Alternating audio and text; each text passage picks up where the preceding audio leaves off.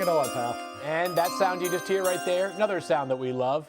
One of the best sounds of the year. The big board is underway. Number 1 overall, Mel Kiper Jr., who goes to the Carolina Panthers.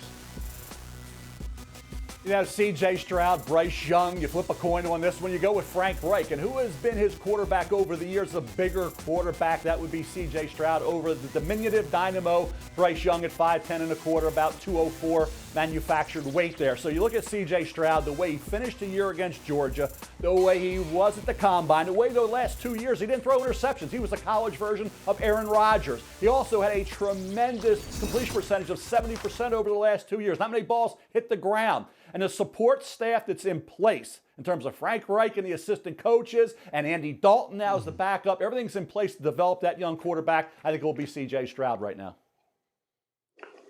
Yeah, I have Byrce Young as my number 1 quarterback. I talked to a source recently who has never missed. In like 5 or 6 years of talking to him because of his position and who he's talking to on which quarterback's going to which team. And he thinks it's Byrce Young that they've made their decision. Carolina has it number 1, but it's early in the process. He could call back in 3 weeks and say it's C.J. Stroud. And as you mentioned, Mel, like what's Frank Reich used to working with?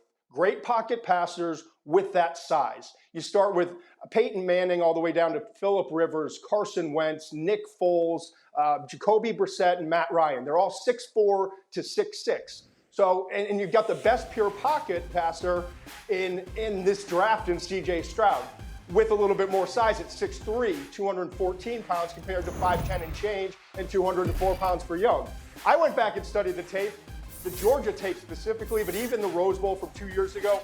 It is so impressive what Stroud can do with his progression reads and his ball placement. You see there with a guy in his face dropping that ball in so perfectly over the defender. Here's a great progression read example. It looks like a single high safety read pre-snap. Stroud's going to look to his left initially because that's a read in a single high. He goes from his first to his second, then he realized, okay, we got a 2-high look, and I've got Smith and Jigba, number 11, who's going to work his way back in the middle of the field. That's how you attack a 2-high look with the split safeties, and he gets there with his eyes and then with the perfect throw for the touchdown. Now, when you look at the other things that he does and he has not done is the mobility. And this is what NFL teams were starving to see all season long and throughout his career. Guys bearing down on him, the presence of mind to roll out to his left. And he's not an exceptional runner or athlete, but he's a darn good one. You see him split the 3 defenders. So if he can bottle up what he did in that Georgia game in terms of being able to get outside, extend plays, and utilize his feet more, I think he could be the best quarterback in the NFL when it's all said and done. But to me, right now, it's Byrce Young. Yeah, it's so hard to pick between these two guys. I love them both. I know we have to pick one. What stands out to me, guys, is C.J. Stroud. We saw it, like Todd said, we saw it against Utah. And remember, he did that against Utah without Garrett Wilson, without Chris Olave. They both sat out that game. Then this past year, we saw it against Georgia, where Marvin Harrison Jr. goes down early in this game, and he has to start finding other weapons, and they still were able to move the ball. So I've seen now C.J. Stroud do this on the 2 biggest stages. He's changed his game, and he's done it without some of that support staff that everybody talks so highly about. So it is hard to pick, and I'm glad I'm not in that position. I would go with the stronger armed, bigger quarterback. That is C.J. Stroud, who's 5 inches taller. This isn't an inch. He's 5 inches taller and does have the stronger arm. All right, so Mel, while we know that Will Levis is a player that you are enamored by, it seems like the pick for Carolina was coming down to C.J. Stroud or Byrce Young. Does that mean that Byrce Young is number 2 to Houston off your board? It does. And, of course, they pick again at 12. They're going to maybe a centerpiece of their defense, but they get their potential franchise quarterback in Byrce Young. And when you look at Byrce Young, he was the great processor. Well, he's got to be because he's not big. He doesn't have the rocket arm. He doesn't have Kyler Murray's speed or Kyler Murray's thick frame. So holding up, withstanding punishment in the NFL is the big question with Byrce Young. Obviously, you got to just hold your breath, hope each week that he can come out of that game healthy. He had the shoulder injury this past year. Was only a 2-year starter at Alabama and injured with that shoulder that one game he missed. So for Byrce Young, you just hope he's on the field. If he is, each week, the Houston Texans should be happy with this pick. Mel, Matt, it seems clear to me that it's going to be a tolerance issue for people that are evaluating Byrce Young. How much does the lack of size bother them? How much does the lack of size bother you?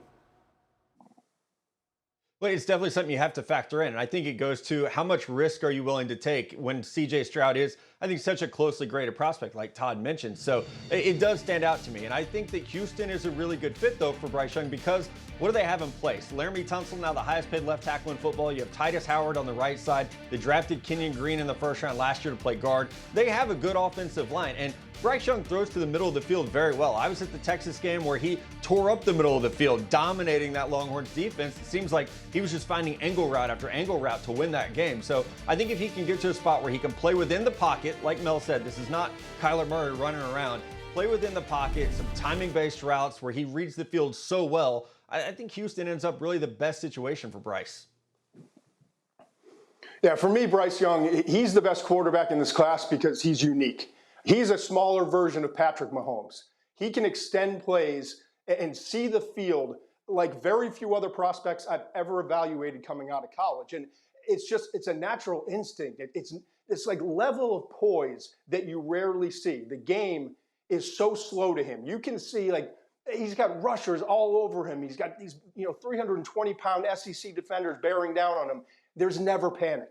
And like, even with, like, outside the pocket, like Mahomes does, like looking back, checking to see how much time he has to throw, then trusting his eyes to get back down the field, go through progressions. He sees the field better than any of these quarterbacks, and he can create with his feet and his poise more so than any other quarterback in this class. That's why I think he's special. That's why I think he's the #1 overall pick. He should be. But I understand why you have him going #2. We have a trade?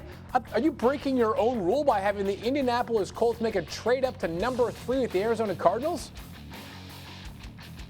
I didn't go too crazy, Field. I only had the one. I could have had the Raiders moving up. Didn't want to do that because I don't think Arizona necessarily wants to lose Will Anderson Jr. Now, if they want a corner, they can move down to 7 where the Raiders pick. Here, they just move 3 to 4. Indianapolis guarantees that they get a quarterback. This is maybe 4th on their board in Will Levis. Will Levis, to me, you could argue QB1. He's QB1A for me. You got to look at Will Levis as the forgotten man right now. Nobody's talking about him because he didn't have a great year because he was beat up, right? In 2021, he was great. You look at Will Levis. He's a guy that, say, the quarterback, what he will be, not who he was. That's what you have to evaluate. You have to have foresight and scouting. Will Levis has everything the NFL wants in a quarterback. Big, strong-arm kid, dual threat. He had 9 rushing touchdowns in 2021. Think about the injury this year. He didn't have any rushing touchdowns over the last 8 games. Why? Because he was beat up physically. The offensive line play at Kentucky was horrible. We all saw that. So I think with Will Levis, ultimately, 3 years down the road, we could look back on this draft and he could be the best quarterback. Yeah, we could look back at this draft and say this is way too high for him to get drafted, too. I mean, based off of the play last year and based off of, like, I covered the Mississippi game live, and they were down 3 points, had 2 drives within 3 minutes and 42 seconds, opportunities that they were in field goal position, and he fumbled the ball away twice. He's got to learn to protect the ball better in terms of ball security and with his interceptions the last 2 years. He plays quarterback like a linebacker, which you love at times. You love the aggressiveness and the competitiveness. And there isn't a person in Kentucky that would say a negative word about this guy. His leadership and everything that you expect from a quarterback, it's there. But he spends too much time in the weight room. He's tight in the upper body. He misses too many layup throws. He turns the ball over too much. And I think if you're trading up for a quarterback at #3, Will Levis is too high. But I would understand if I'm Chris Ballard, the GM, who's gone this veteran route. And now, it hasn't worked in the previous years. And now he's got Gardner Minshew and Nick Foles as his top 2 quarterbacks. He's got to bring in a quarterback that can play. And I think he has to bring in one that can play right now. That's Will Levis over Anthony Richardson. Other teams that have time to develop, like the Raiders or some of the other teams we talked about, the Buccaneers sitting down at 19 could trade up. There are the 3 or 4 other teams I think could trade up for Anthony Richardson where they have a quarterback in place and can be patient with him.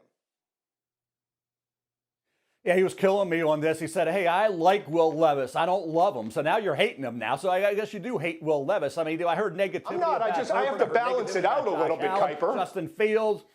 You got to go back to Brady Quinn. Yes, Brady Quinn you didn't like, and he turned out to be a disappointment. Now we're talking about Will Levis can be compared to Brady Jimmy Quinn. Clausen. We're going to compare him to Herbert or Allen or Fields. I don't know, Todd. All I'll say is this. Throw out 2022. All that crap about 2022, some of those negative plays, 2022, he did this, he fumbled this. He was beat up. His offensive line was terrible. He couldn't move. He had no mobility. That's his forte, is being dual threat and be able to beat you with his legs. Like I say, 9 rushing touchdowns in 2021. So if you're going to evaluate 2022, you're going to be disappointed. But that you're getting 40%, 30% of Will Levis in 2022. When you got 100% of Will Levis in 2021, the results were damn good. The pot has officially Now I'm getting Kiper going. It just took 2 picks, Todd, but the Todd is now officially stirred. Matt, if you want to break the tie here on Will Levis? Man, I see Carson Wentz. The thing is, I don't know which Carson Wentz I'm getting. Am I getting potential MVP Carson Wentz, or am I getting the yips Carson Wentz? So I'm down on Levis. I don't think he should be drafted this highly, but I understand why Mel did this, because the Colts have backed themselves into a corner where you're not getting Bryce Young, you're not getting CJ Stroud. What else are you going to do? Because Anthony Richardson has started 13 games in college, thrown fewer than 400 passes. As great as he can be, he's not ready to play right away. So, I do think we're looking at a realistic pick, whether we like it or not, of what the Colts have to do here, because there's no one else. Here's where things get really interesting. You guys may recall that the Seahawks have a bonus first-round pick, number 5 overall, courtesy of the Russell Wilson trade. And Mel Kiper Jr., perhaps no player is more interesting in this year's draft than Anthony Richardson out of Florida. No question about it, but you got to find the right spot, Fielding, guys. You got to look for a team that can allow him time to develop. The Seattle Seahawks can do that. They have Geno Smith in place. Obviously, Jalen Carter's tempting here, but you get a bonus pick. This is the Russell Wilson trade. You pick again at 20, the Seahawks do. Anthony Richardson needs time. Geno Smith's coming off a career year. Can he maintain it? If he does, great. It's kind of a win-win. If he doesn't, you got Anthony Richardson developing. This is a kid who, against Utah, first game of the year, guys, I thought he'd be the number 1 pick overall, but he couldn't maintain a level of consistency after that Utah game. That's why his stock dropped just a bit. He's got to work on being more accurate. He misses too many layups right now. He's got the howitzer. He'll be one of the top 2 or 3 running quarterbacks immediately when he becomes a starter, but you can't miss the layups that he does to be successful in the NFL. Not everyone is enamored by the combine performance. We all, I think, understand what the upside would be for Anthony Richardson. What are the concerns, though, for a guy who only started 13 games? Yeah, it's just he hasn't seen it. I think experience matters so much, maybe more than anything at quarterback when you're projecting to the next level. So, he needs to go on the Patrick Mahomes plan or the Jordan Love plan. Maybe we need to change the name of that. Sit and learn and just get those mental reps. But also, there are lower body mechanics that have to be cleaned up. It's why you see him throw great at times and you think, hey, this guy should be the first overall pick in the draft. And then you see misses like this one where you wonder, okay, how long is it going to take to clean this up? Josh Allen was able to play through the bumps and clean things up. I'm not sure that Anthony Richardson's ready to as a 1-year starter. I think it'd be a lot better for him to sit, kind of like Jalen Hurts did in his first, half a year at Philly. Yeah, and listen, this comes down to potential versus preparedness, right? Like, he's not prepared to play in the NFL right now from a mental standpoint, and it's not because he's not smart. He is. Talk to every coach there. He picks things up in a flash. He's only started 13 games. The potential, though, is so enticing. Look at this deep ball. Yes, it's a clean pocket, but you're talking about 60-plus yards in the air, perfect placement. Then the mobility. He's trying to hang in the pocket, go through his progression reads, doing the right thing, looking the right side. He has that feel. Sense a gap opening to the left. Now he becomes a gazelle. Now you see the 4.3 speed, and at 6'4", 245 pounds. Look at that little move, the elusiveness to get into the touchdown. Now here's the potential. You got a cat blitz, a corner blitz coming off the edge. That's on him. He wasn't protected. He's going to get his knees taken out. He drops that ball perfectly over the linebacker before the safety. But then I studied the Kentucky tape and watched a similar throw without pressure in his face. And over the middle, he's got to drop it over the linebacker before the safety, and he airmails it. His tape is a roller coaster. You love the highs, but you're just like, the lows are really tough to take. So there's only so many Brian Dabolls and Andy Reids in the NFL.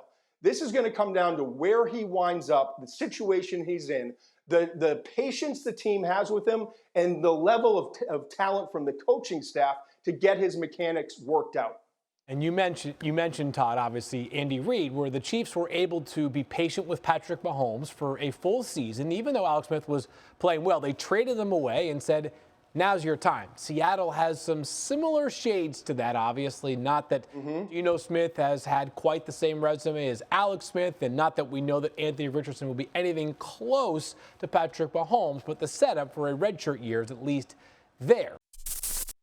Thank you for watching ESPN on YouTube. For live streaming sports and premium content, subscribe to ESPN+.